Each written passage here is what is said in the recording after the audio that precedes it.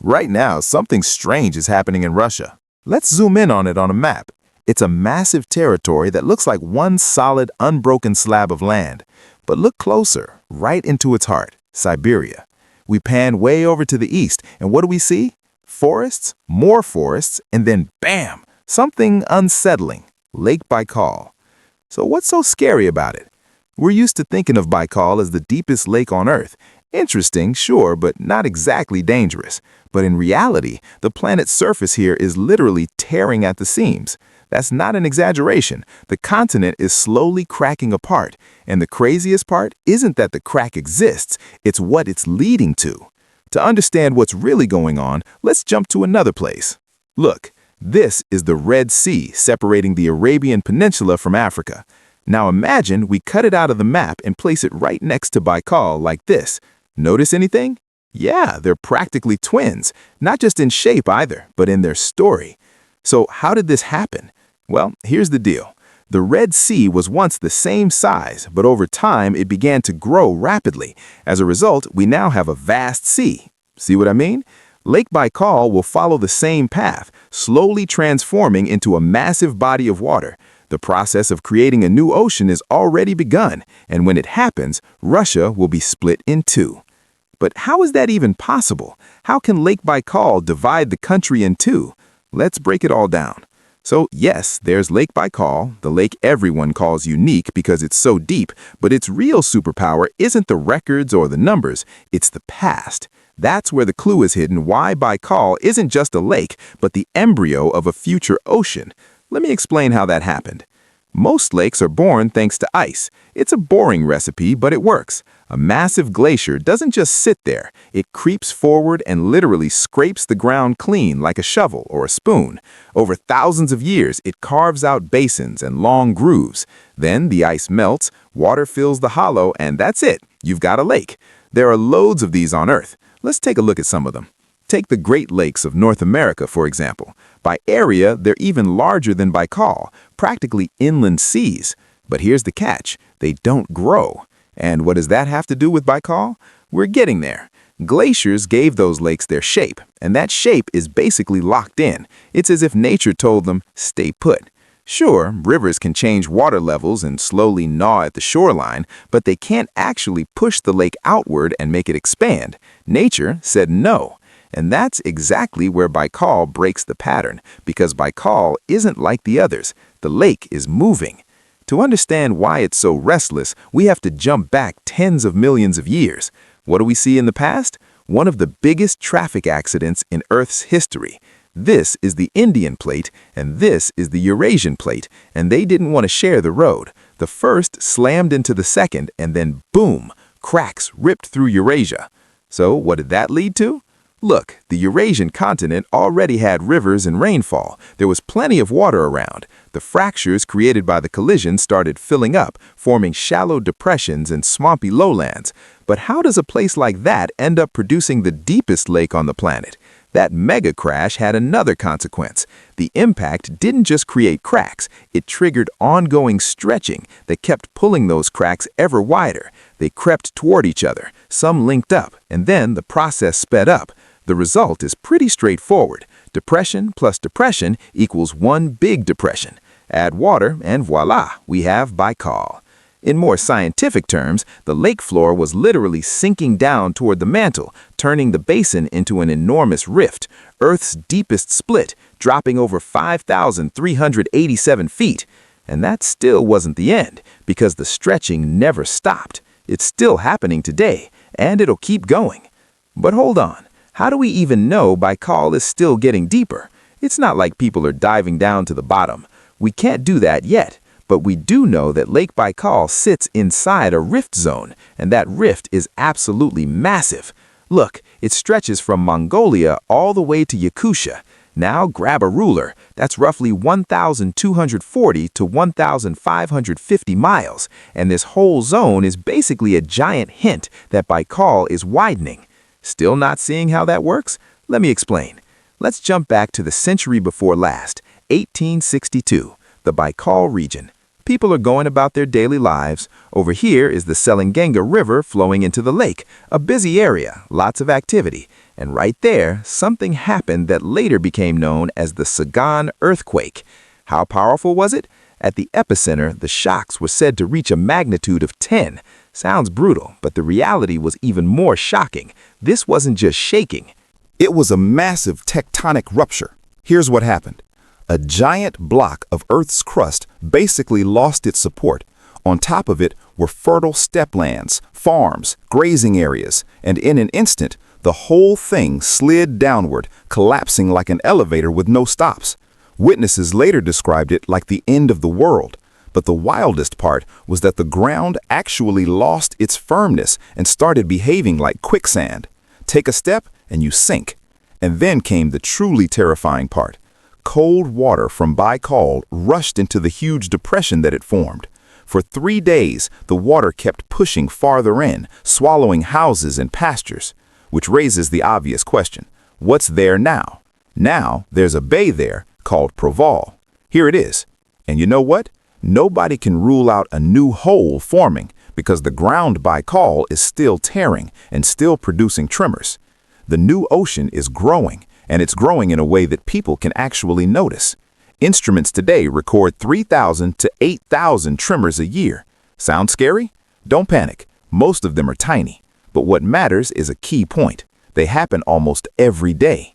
That's because the crust under Baikal is constantly under stress and has to release it through small movements. And that's not all. Bigger events aren't rare either.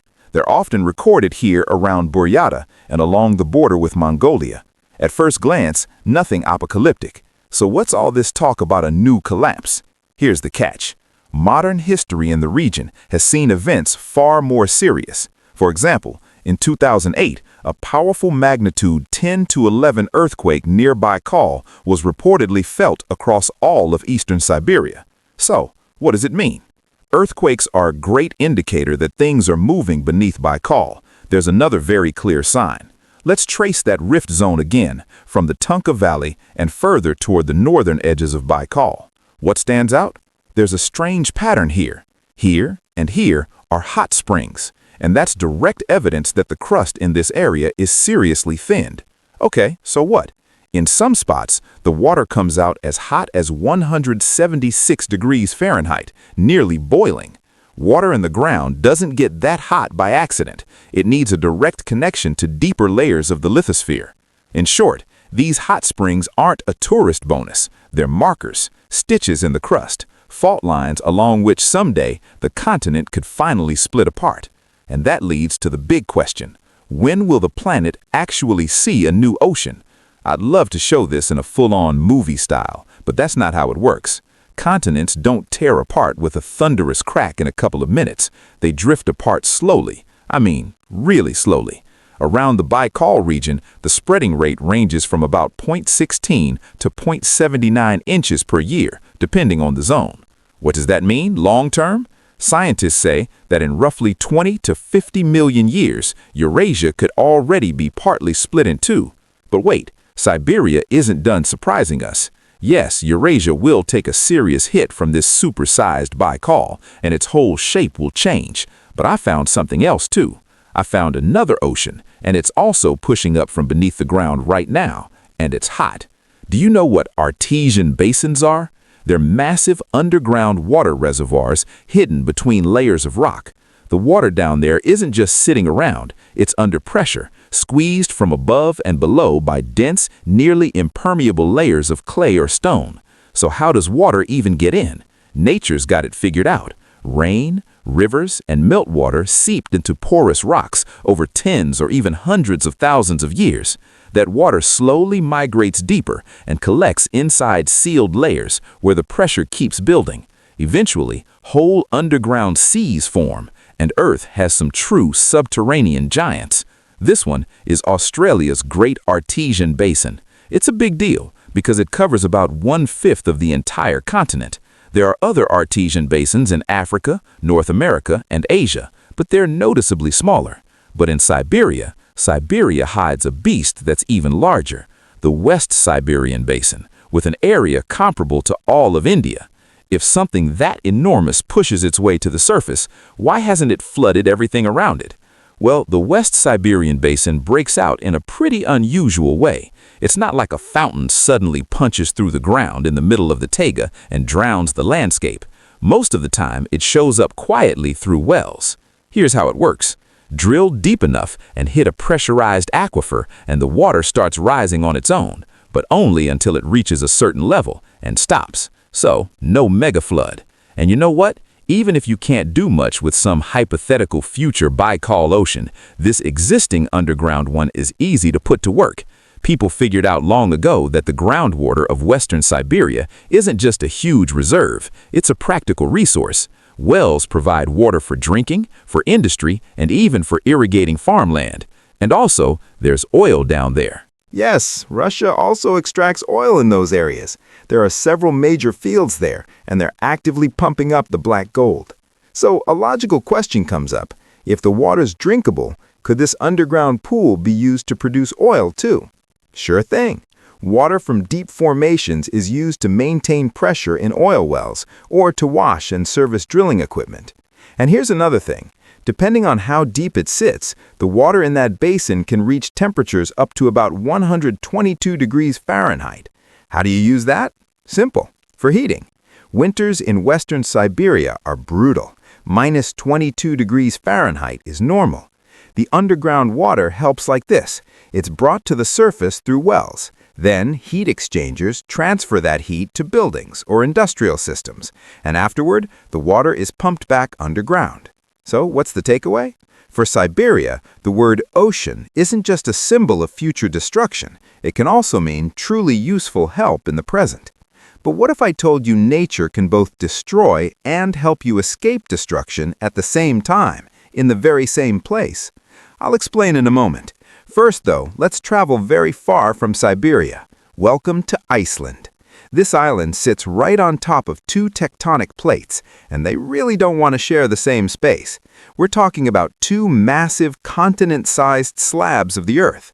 Here's the North American plate and the Eurasian plate, and they're slowly drifting apart, only about an inch a year. And if you think that's nothing, the ground doesn't agree. Because of internal conflicts deep inside the planet, the Earth is constantly stretching and cracking.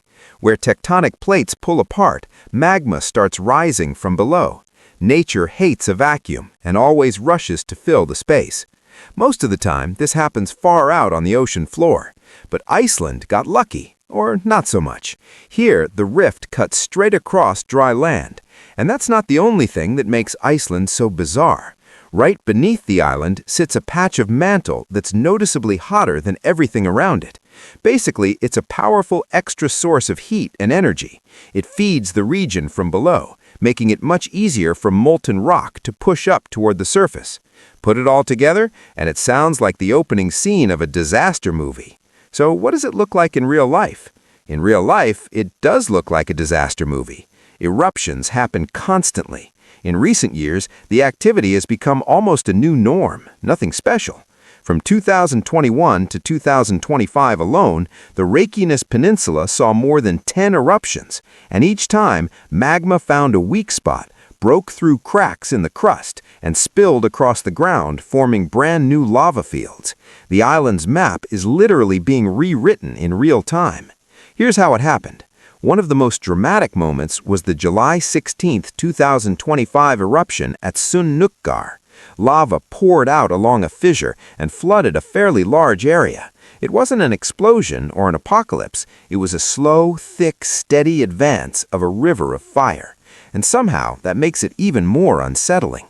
Even though the lava didn't reach people, a year earlier, in 2024, lava flows damaged pipelines and disrupted the hot water supply. Tens of thousands of people suddenly lost everyday comforts simply because the plates under their feet keep fighting. So yeah, you get it, lava is a constant here. But how can nature both destroy and immediately repair the same place? It sounds like Iceland is just being torn apart non-stop. Well, here's the trick. In Iceland, nature keeps pulling the plates apart. Logically, you'd expect a huge rift to open up, something like Lake Baikal's rift zone, where water would rush in. But do you see that giant gash? Me neither. Why? because magma is the missing piece. It rises through the new cracks, then cools and hardens, and that creates new land. It's not the kind of land people are used to, but you can still walk on it.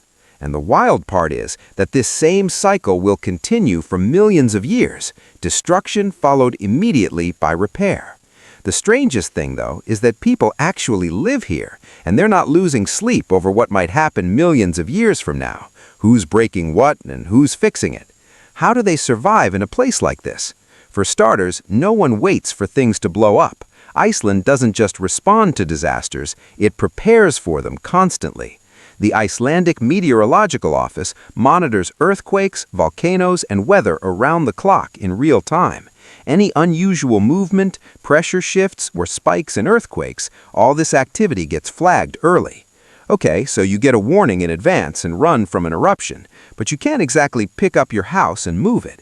So what does Iceland do to protect buildings? Well, everyone has heard of dams that hold back water. In Iceland, they build dams to hold back lava.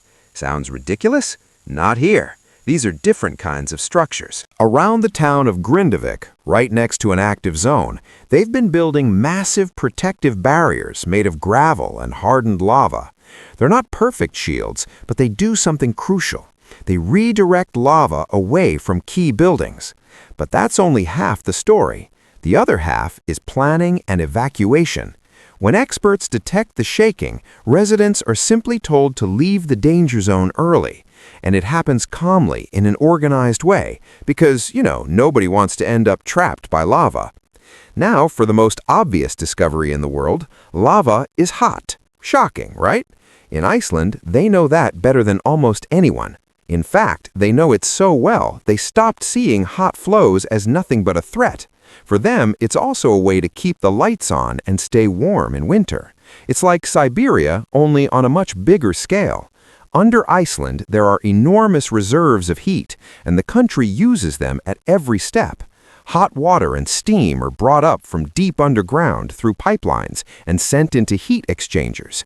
There, they heat water for home heating, and steam spins turbines to generate electricity. Nature is boiling, giving your house power. They take it so seriously that Icelanders have built dozens of geothermal power plants. The largest produces hundreds of megawatts of electricity and also supplies hot water to entire parts of Reykjavik. Essentially, the city is heated by the very energy that was once seen as pure danger. But even giants like that can't warm the whole country on their own. Which brings up a very ordinary question. What if you don't live in the capital, but in a small village out by the fields? The answer is surprisingly simple. Almost every small town uses local geothermal systems. They're smaller and less complex, but they do the same job. Pull heat from underground and turn it into electricity and heating. So what do we have here? In both Siberia and Iceland, two tectonic plates are interacting. But is there a place where the clash is even bigger? Yes, and that's also where scientists expect a brand new ocean to form. This is the Afar Depression, and it's exactly where three plates meet: the Arabian Plate, the Nubian Plate, and the Somali Plate. The Arabian Plate is moving northeast, the Nubian Plate is almost staying put, and the Somali Plate is slowly drifting southeast. And of course, plates don't pull apart without consequences. The Earth's crust is literally being pulled apart. It can't take the strain forever, so it starts cracking, splitting, and collapsing. First come fractures, then faults, and eventually full-blown rift zones. The pace sounds ridiculous, 1/10 of an inch per year, but geology doesn't do deadlines. Every tiny shift leaves a mark, reshaping the landscape step by step. And that's not even the whole story. This place is basically a combo pack of hazards, because magma rises from deep below and fills the new gaps. Sometimes it doesn't stop there. It reaches the surface and builds volcanoes. The most famous is Erta Al. Its lava lake has been churning for decades, like someone forgot to turn the stove off.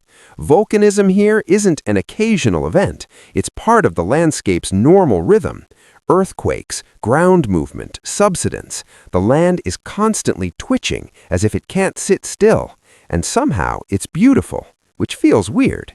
Have you ever seen lakes that are yellow or green? Here, that's normal. Minerals brought up from the depths do their thing. But one day, all of this will be flooded, just like in Siberia. So, how will that happen? The depressions will keep widening and deepening, and water from nearby sources will slowly seep into these lowlands. At first, you'll get small lakes and channels, and over time, they'll link up. In 5 to 10 million years, those channels will connect to the Red Sea and the Gulf of Aden, and water will pour into a vast new basin. Step by step, a new ocean will form, growing wider and deeper as it fills the expanding cracks and the spaces between volcanic islands. So, what's the takeaway? Earth is always changing. It's just that humans probably won't be around long enough to see the final result. Amazing discoveries. Make sure to subscribe and hit the bell icon. Share this video with friends and join the discussion on what these findings could mean. Your thoughts and questions are important, so let's explore incredible mysteries together.